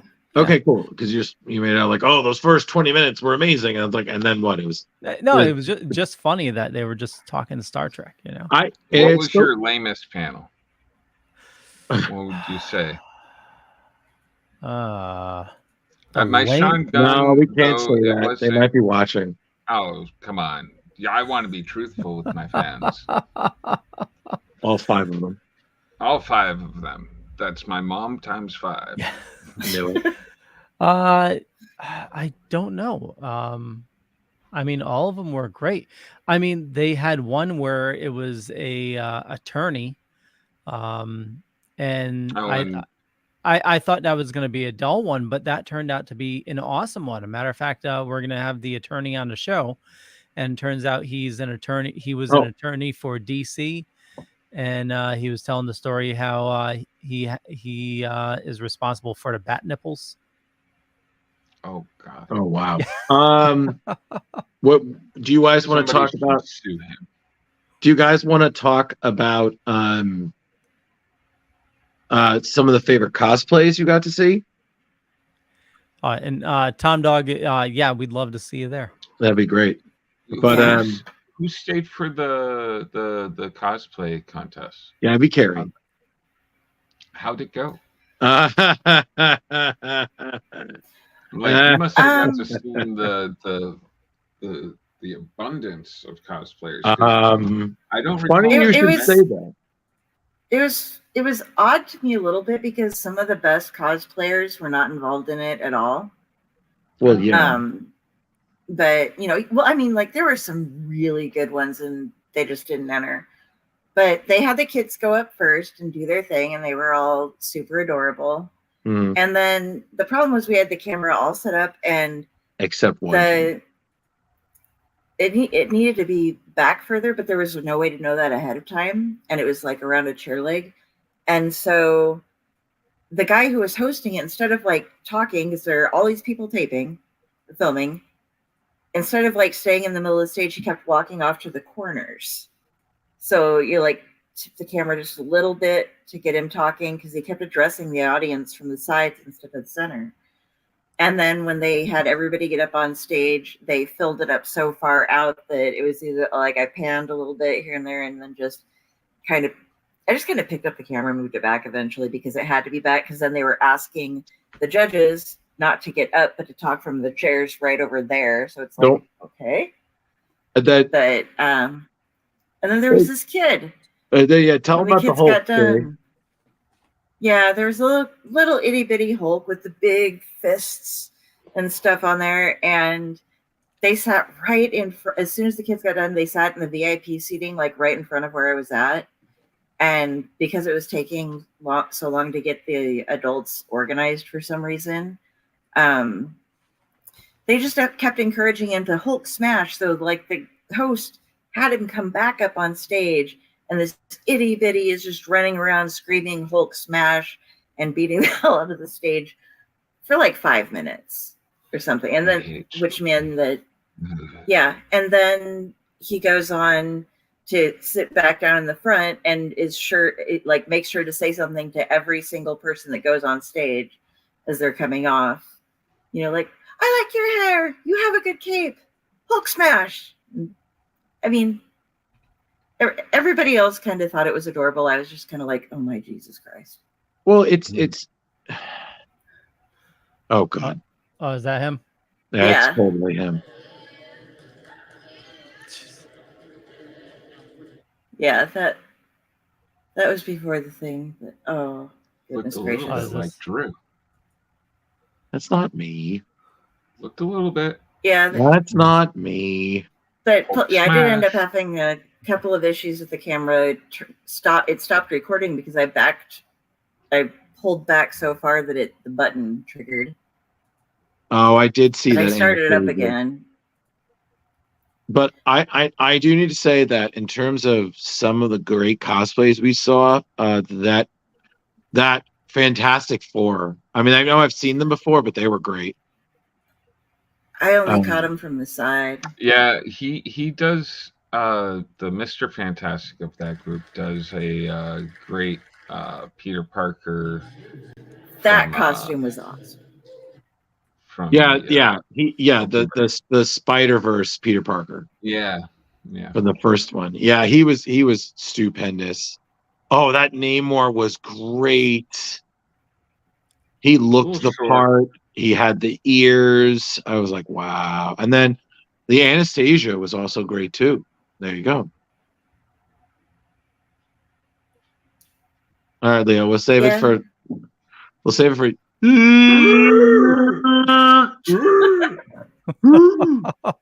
Well, I was getting worried because you were talking about the file, cosplay. goddammit. You were talking about the cosplay, and I'm like, holy shit, I don't remember transferring that file. Oh, And, glad. So yeah, it was in the camera still. So, but also there was a guy, and there's a guy who was the spider psychiatrist from Beyond the Spider-Verse, and let me tell you, I loved his costume. But then when I zoomed in, he had typed up subjects on his clipboard, and let me tell you, the shit. Like I have to take a photo of it zoomed in because the stuff had me rolling. It was so fucking funny. Like I'm gonna find it right here. Hold on. It was so funny. Like hold on. Here it is. Did you guys Hold end on. up playing Mad Libs with anybody? No, I did not. But I want to do one with you guys right now. So on this spider psychiatrist, Spider Therapy, Dr. Ezekiel Sims, Earth 4. On the docket, we have symbiote anger management, overcoming your web block, reacclimating post Thanos, Uncle Ben grief counseling, you are home, accepting your superhero identity from spider sense to common sense.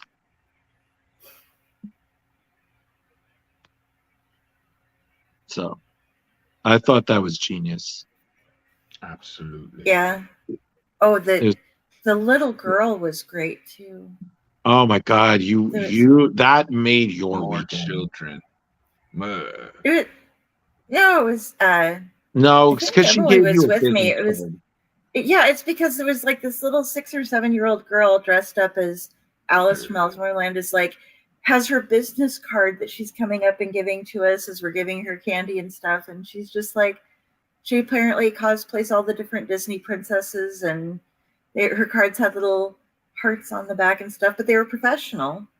It's like, and she looked happy. She didn't like it was like one of those things where like her parents are forcing her to do this or something, So I don't know. I just feel like I made sure to compliment anybody I saw in a costume, because a lot of people brought their A game, and I've been there where you put your effort in your cosplay and nobody notices, and you just feel so dumb. Like you just, because you put all this effort into it, and let's be real here, you want a little attention for your work. You want to be told, like, hey, nice job, you did great, or get your photo taken a few times. And it's really nice when someone acknowledges, like, you look great, Mm-hmm. So there was a lot of wonderful talent. There were a lot of kids. I took a photo as Deadpoo with this family, and it was so adorable because it was a little girl was Batgirl, the boy was Nightwing, and the littlest one was Flash. And the mom was dressed as Raven. They stopped by the table. I made sure to get a photo with all of them. And it was so cute because they had to try to get the little Flash's attention. I'm just taking the photo and I'm like, boy, I look out of place. Like, I look like the worst mascot ever with a bunch of children. Like, hey kids, let's meet Mr. Deadpool. Can you do a Winnie the Pooh voice?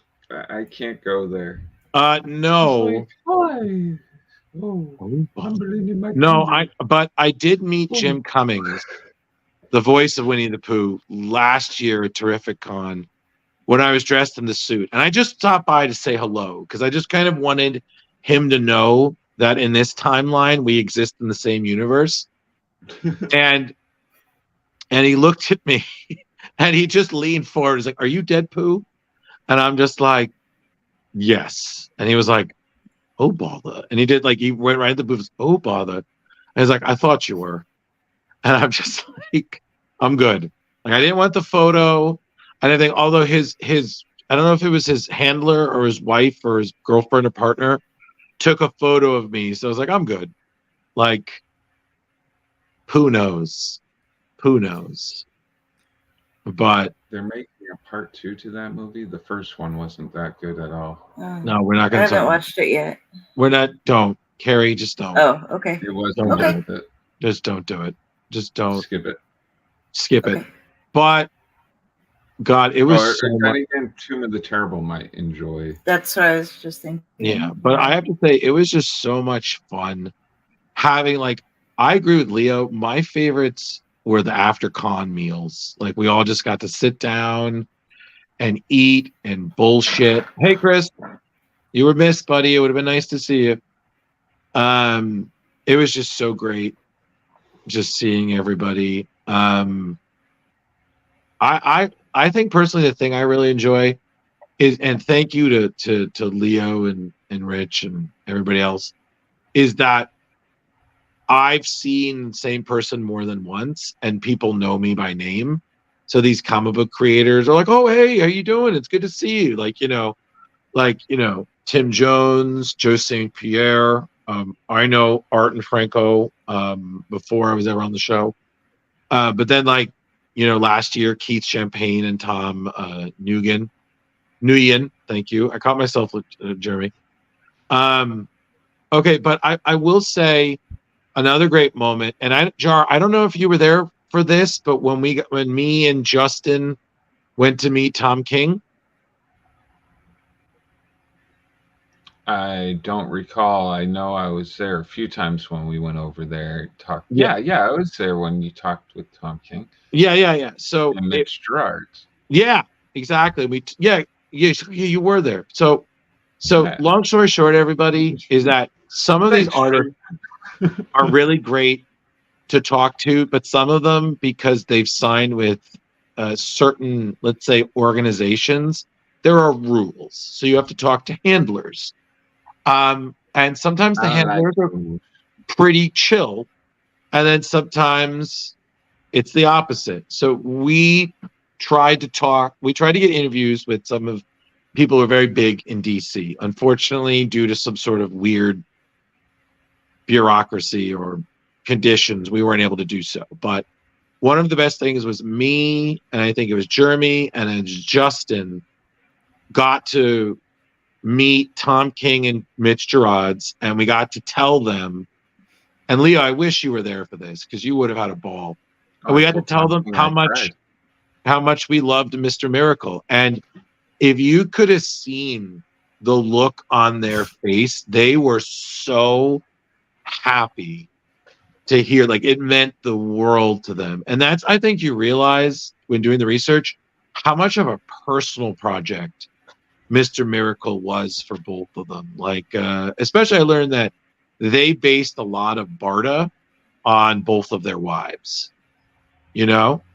So it was a real personal project, but Tom was so grateful, and Mitch was also just as grateful. And it was such a beautifully surreal moment. And I'm really sad that we weren't able to do the interview, but I was glad we got to do that because I don't know, it was just really wholesome, No, it was a good.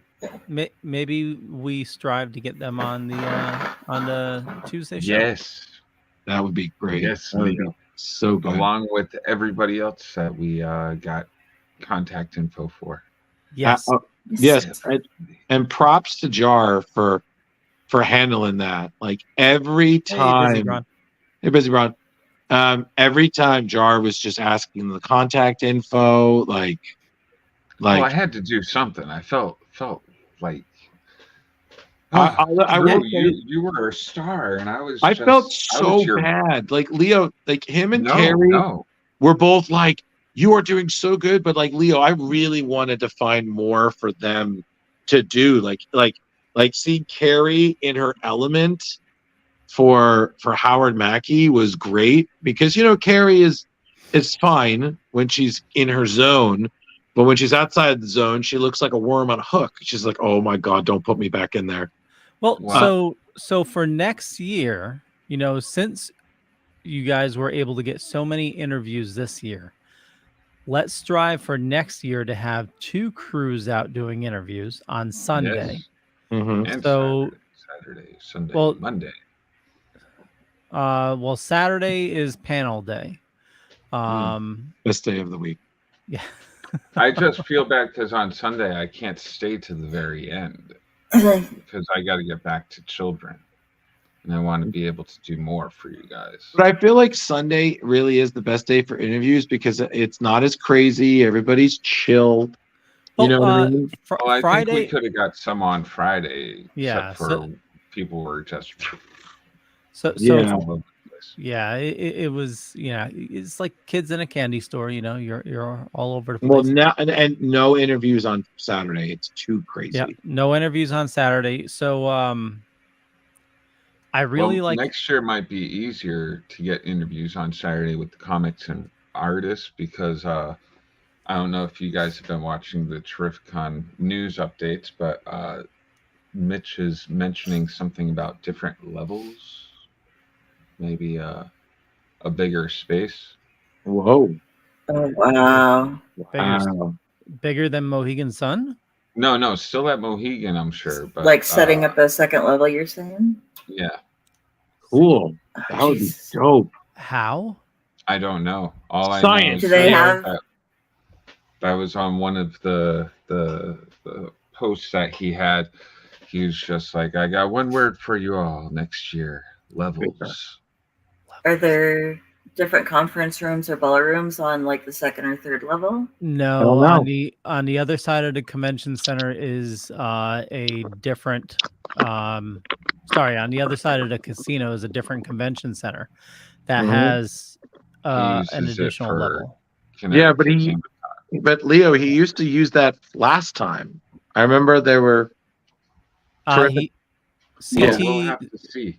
Yeah, GamerCon is there, but also Terrificon, its first year, or its first 2 years was in there. Yeah. And it was so nice because it was fully carpeted. Oh, yeah. It was so so good. Yeah, we didn't have the hard concrete floor. Oh, and by the way, I think I just enjoyed that I unintentionally set up a precedence where I have to look nice. Because people kept asking me what I was cosplaying when I was wearing the suit with the white tie, and I was like, "Oh, I'm just being myself." And one person was like, "Oh, I've never read that book." I'm like, the one thing I learned: if they offer you a seat when you're going to do the interview, take the seat. I knelt down on the concrete floor for an interview, and that was no fun. That was a rookie mistake, Jar. I should have told you, man. Like Kari took the seat. She was like, "No." Why didn't you tell me, Drew? Well, because you were with your you've never, Jeremy, you were starstruck. You were like, "Oh my god!" Like if he had been like, "Oh yeah, I'll draw something for you right now. What's your favorite mystical character?" He was extremely nice. You don't have to drop on your knees for that. They don't require it. Yeah, Gargle. I got his card with his cell phone number on it, so check that out. Yeah, winning there, and then, like, oh my god, when Howard Mackey was just dropping the praise on Kari, you should have seen her face. It was like watching them light up the tree at Rockefeller. Like she was just like, "This is like honestly." I think that. Not even a whole pack of cigarettes could bring the joy to Kari's face. The way Howard Mackey just saying how happy he was that she asked the questions, the enthusiasm. Like, I think literally he would ask her, like, "Oh, do you want to be the moderator next year?" Kari would die. Because Chichester there was saying, was it Chichester? It was him and Terry Kavanagh who were all three on that panel. All three of them were just like, super one about of it them was saying how the moderator didn't really have have much information, we'll say. Mm-hmm. Yeah, Yeah. the only thing he Kari needed to kind of talk outshone them, and so I was just like, well, next year make sure to mention that the Darkening would be great moderators. Oh my Yeah. God! If I got to moderate a nerd panel, I would. Kari, I would sleep even less. So, also, side note. So, let me tell Oh you. my God. Let me tell you. Don't room with Drew next You're year. gonna get both sides of this. Okay, No, so there's no way I'm rooming with anyone else. So, first things first. I need to You say get that tortured. Kari loves just making any story great because we get to the hotel. Like I get to the hotel and everything's so I get there. I'm about to sleep, and then I remember, oh shit, isn't this hotel haunted? So I couldn't sleep for at least another hour or so because I slept with the light on, and I was like, fucking hell. And I wake up the next morning. I got that like, oh, okay. So I pull the blinds up and I'm just looking at tombstones out my window. Like I'm on the 6th floor. I'm looking down like, oh, there's a gravestone. I'm like, here we go. So as Raz, her driver, did the research. So the Hampton Inn in Norwich, the grounds that the hotel was built on was originally a cemetery. I told you that. Okay, Leo, let me finish the story before you get your I told you so's. So when they were building the hotel, they did move over some of the graves, but not all. So thus, certain areas of the hotel are reportedly more haunted than others. Apparently, room 616 is protected by the Marvel Universe, so no crazy shit happened, which is our room. But now, back to this other spirit I had haunting this. Me and Kari could have been a movie about how opposites become the best of friends because I'm Mr. Organized and Kari is Kari Chaos. Like, well, Kari lost everything. Listen, it like honestly, Kari was that kid who you get in this. Oh my god, I forgot my homework. I'll be right back. You know, halfway to school. Oh my god, I forgot my lunch. Here's $10. Get some lunch. You know, It's so sad because that's so true. Like, you know, like me, I wake up and I felt so bad for Kari because like 8 o'clock, because we have to be there by 9, 8 o'clock. I'm like, I'm waking her up and she's, you know, what? And I'm just like, hello, good morning. It's time to get up. Life is beautiful. And Kari's like, okay, you're going to need to give me 5 minutes. But he just doesn't stop. He's just so, and he's like, and I got you a Coke Zero and here are your meds. And you know, like he's just, everything's ready. Like I show up and my suitcase kind of explodes a little bit. I grab things here and there and I go to bed and I kind of shove things around to the side. But Drew's like, yeah, every morning I had my Coke Zero there waiting for me with my med bag right beside it. And I went down and already, I took a couple laps in the pool. I took a shower. I did all this while you were sleeping. And now you get to wake up. And he got me around the con when I lost I lost my ticket, my room key, my phone charger, at one point my wallet. And did you see him get frustrated? I mean, like there was a slight level of frustration, but it wasn't like I'm going to kill her if she does one more goddamn thing.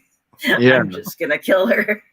No. And he had every right to be there because I am just like, and then I get in the room, like, okay, gonna stand up. Oh shit, my hair's caught in my suitcase. I gotta hold on.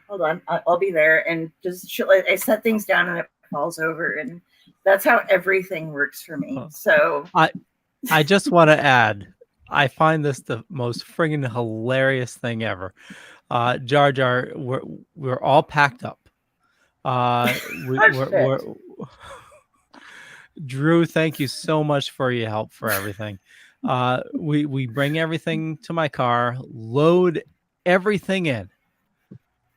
I'm closing the trunk.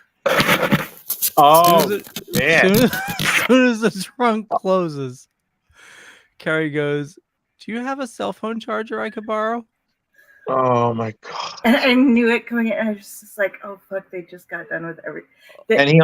And he gets all the stuff out just to sort through and find that one. And I had that moment like so much.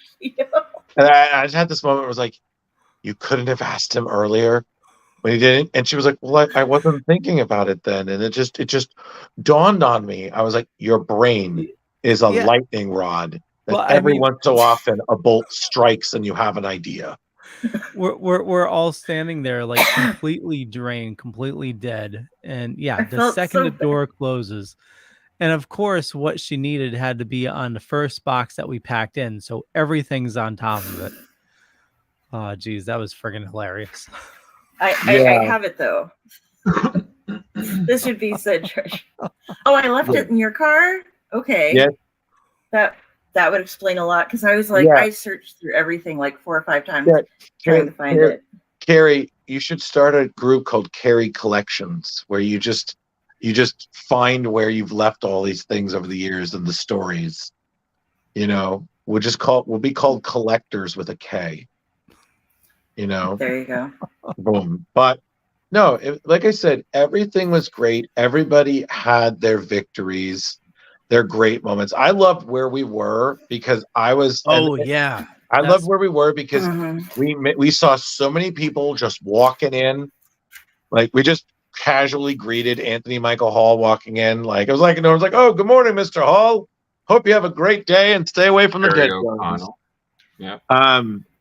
That we must have seen the Simonsons, Walt and Louise, just walk by, like looking like the cutest old couple in the world. Oh yeah. Didn't we see them like half a dozen times? Half a dozen times, and we never thought once, like, oh, if you're not doing anything, if you want to come by the panel, we would love to ask you a couple of questions. And I'm just thinking to myself, we have to totally thank Mitch, though. He put us in an incredible spot. He did. I also love just casually watching his. I think it was the first day. It was me, Justin, and his wife Sarah. We're all just chilling there, and the Simonsons are walking by, and then Cal Dodd, the voice of Wolverine, and Sears, are walking by, and we were just like, okay, play cool, and we're just like. And this one by was like, yes, don't notice these extraordinary people who keep working on things that the nerds love. We love you guys, especially you, Walt. You're doing great. He just looks back and he mouths thank you. And he's walking. He doesn't even break stride with his plaid shirt and his hat on. I'm like, that is the coolest grandpa ever.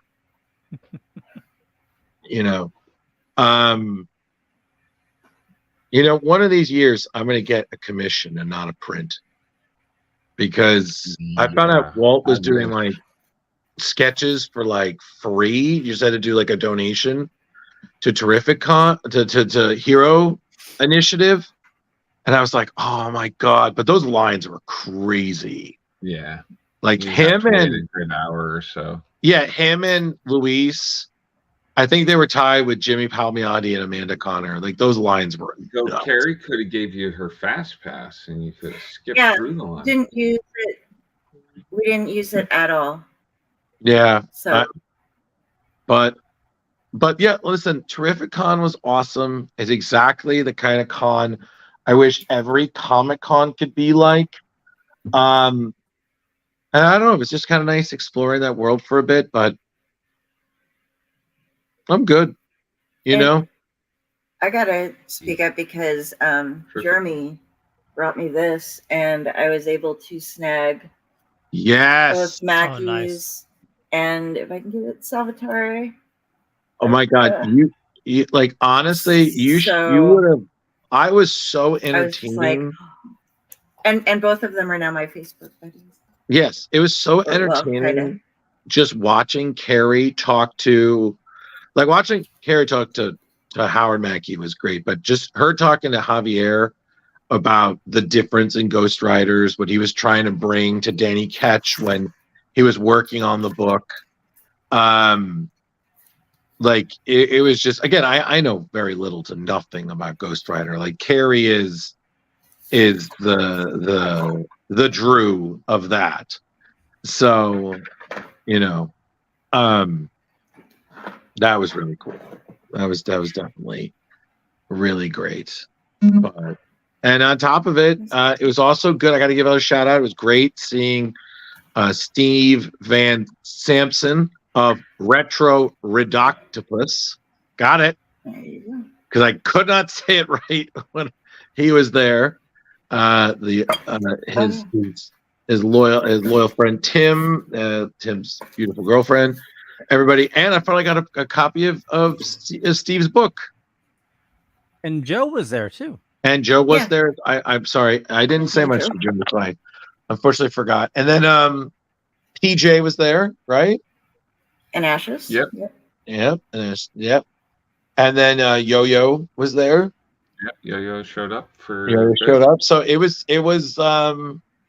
And of course we had Brandon there as well.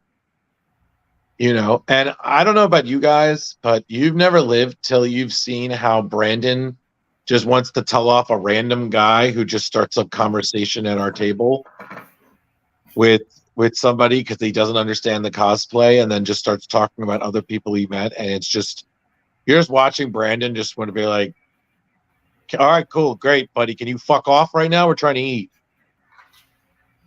Like, oh yeah, that guy. Yeah, you've never lived until you've seen that. It's pretty fucking funny. But yeah, listen, I thought you meant the booth, but that was hilarious. Oh no, Kari is also convinced that I am just the shepherd of the weird people. That my ability to just engage people but then keep them moving is just on some sort of supernatural level. Like, you got skills. I do.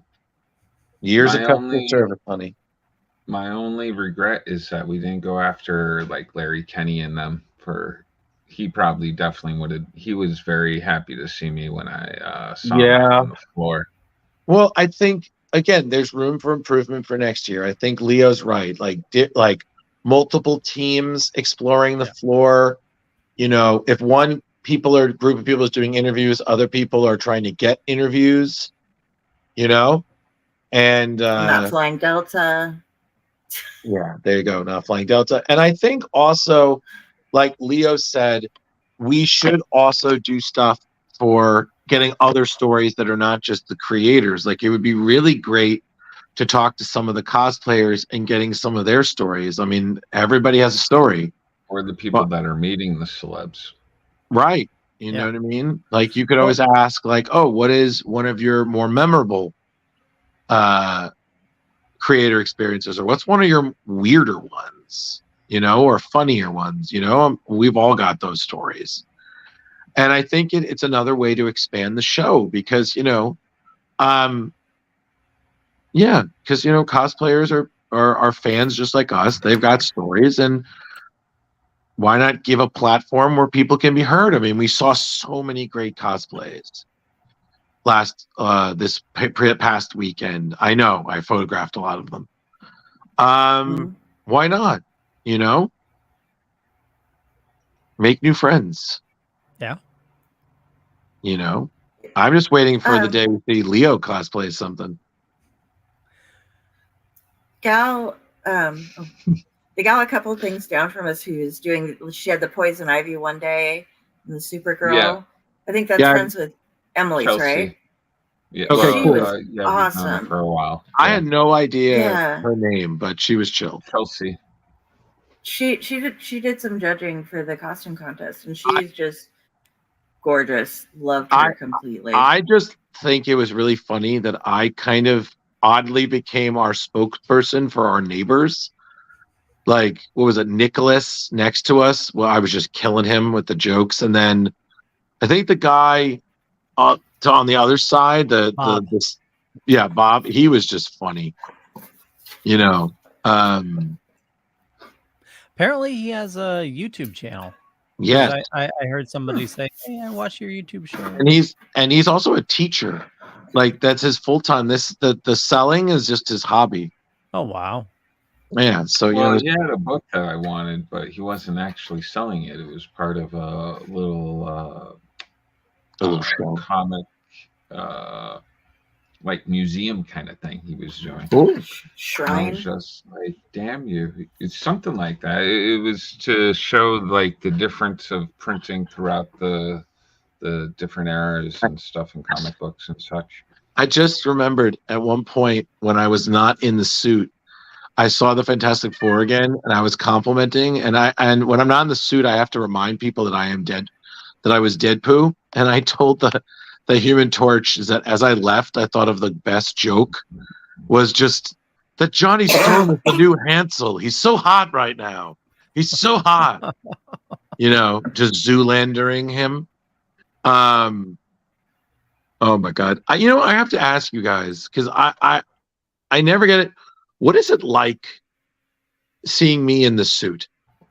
Is it different or is it kind of just more or less still the same? I think it's different. Yeah. You have a huge different amount of personal more jovial. space, but I'm sorry, one at a time, please. Leo? That's the belly, Kari. I know. I think you embody the character because you seem more jovial.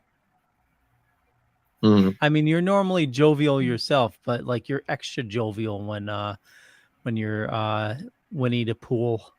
Get out. Kari, you were saying?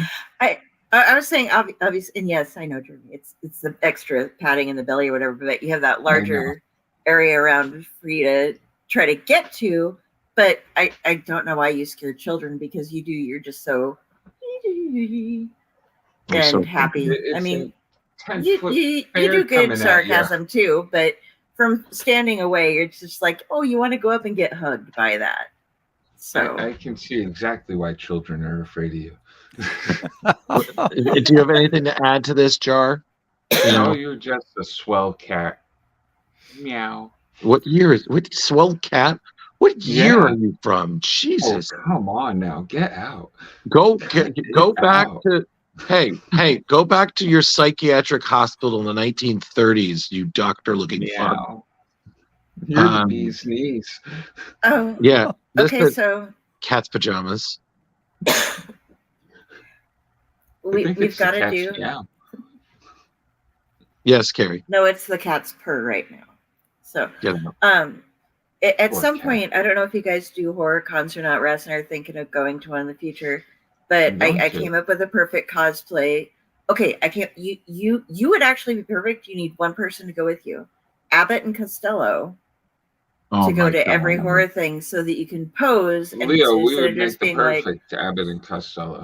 That would be so good. Because they had all of the old movies where they would like Abbott and Costello meet Frankenstein. Stuff like that. Frankenstein, the Wolfman. So I think it would be super fun to just be like somebody going up against Jaws or Abbott and Costello meet Freddy. And oh my God, yes. That would be so funny. Abbott and Costello go trick or treat. That would be either that or oh my God, if we did the Three Stooges. We'll be running every single panel at Maryland and Virginia Poppin' Horror Con. So we have the opportunity.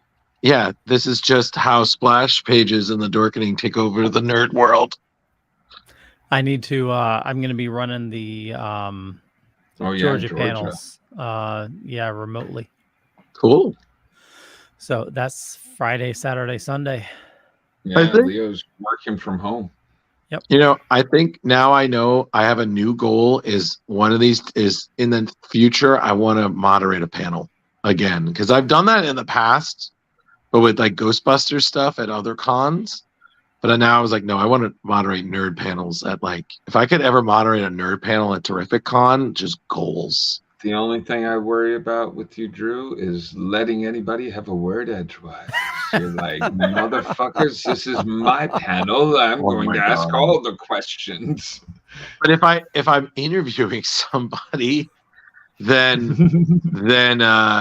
I think I'd be better. If it was all me, oh no.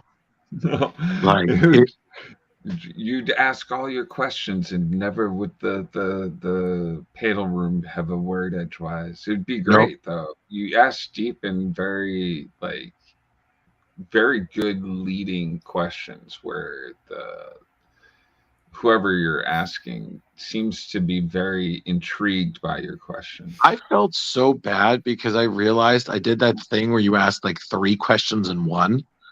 So, Leo's like, oh yeah, 5 minutes. And I'm just like, more like 10. Yeah, closer to 10.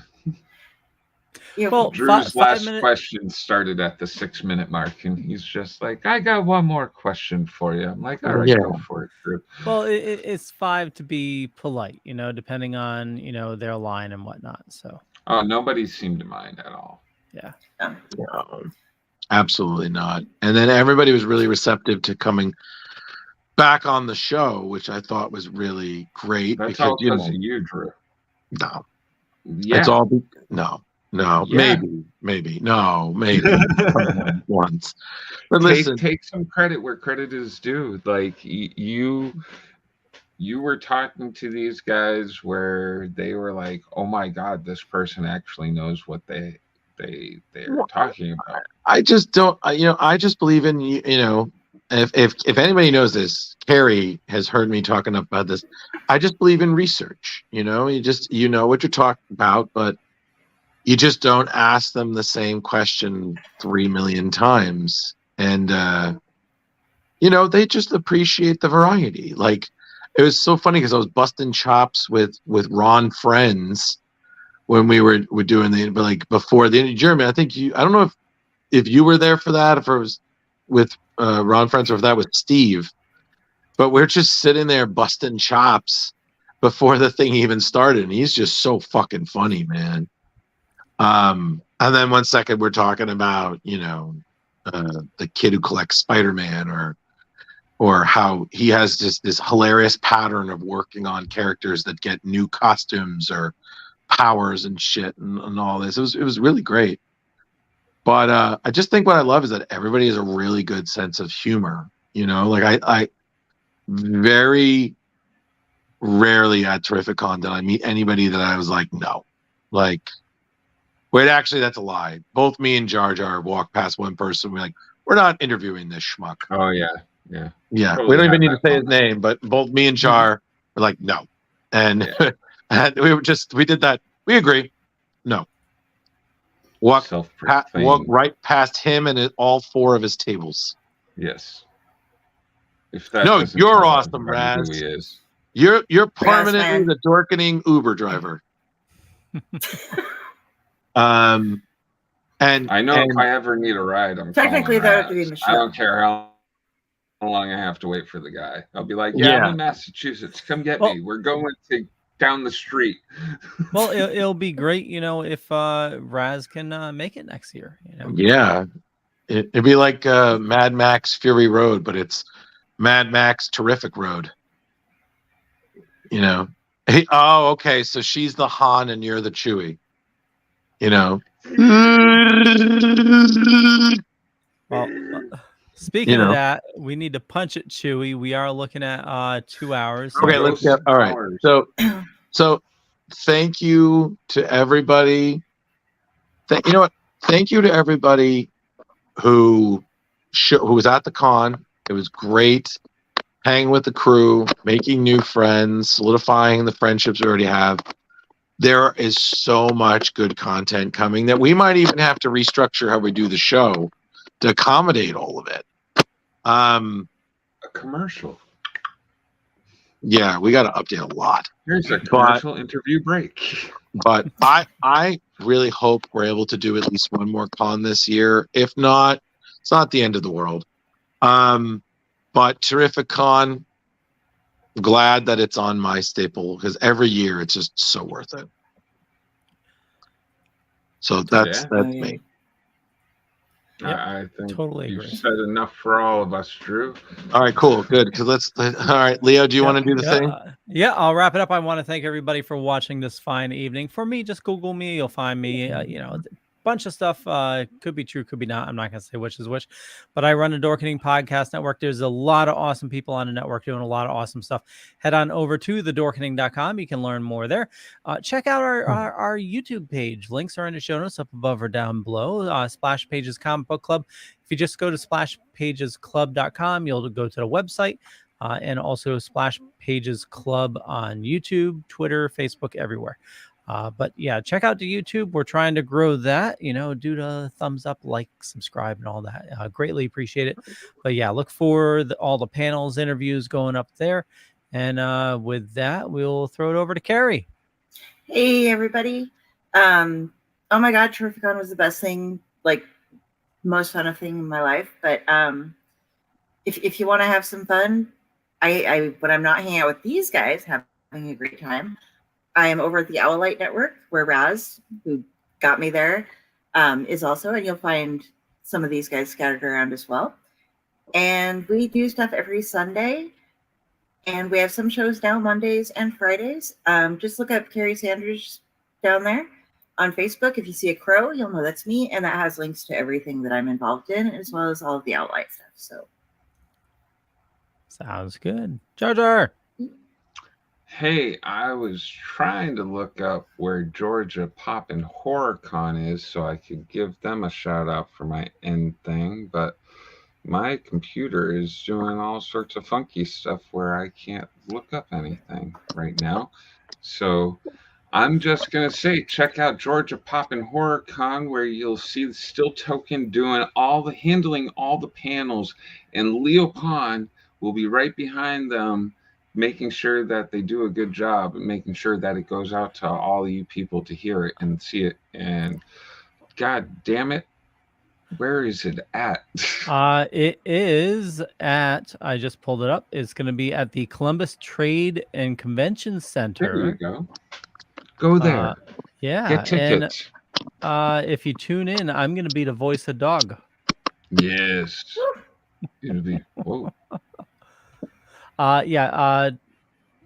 Columbus, Georgia.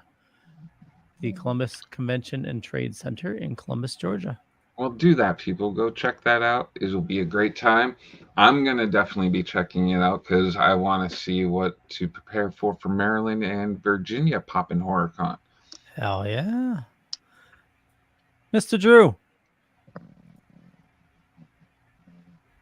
Bedtime. Ghostbuster Man 1984. Winnie the Pooh. It's Deadpool, you assholes. Winnie the Pooh. All right. Listen. All right. Listen, everybody. We had a great time at Terrificon, but now we're tired because we're old, but we're still not old enough to whoop some sweet ass. So we got a lot of great stuff coming up. I'm on Facebook. Did somebody say, honey? I'm still trying not to kill all these idiots, except Kari. Kari's not an idiot, but she could be ridiculous at times. Oh, Piglet. And you know what? It's going to be a great rest of the year, but right now, it's time to go to bed. Sure. He only wants a spoonful of honey. Just a smackerel. A smackerel will do. Oh, we'll catch you all later. Bye. Catch you all later, everyone. Ghostbuster Man 1984. Shut up. The show's over.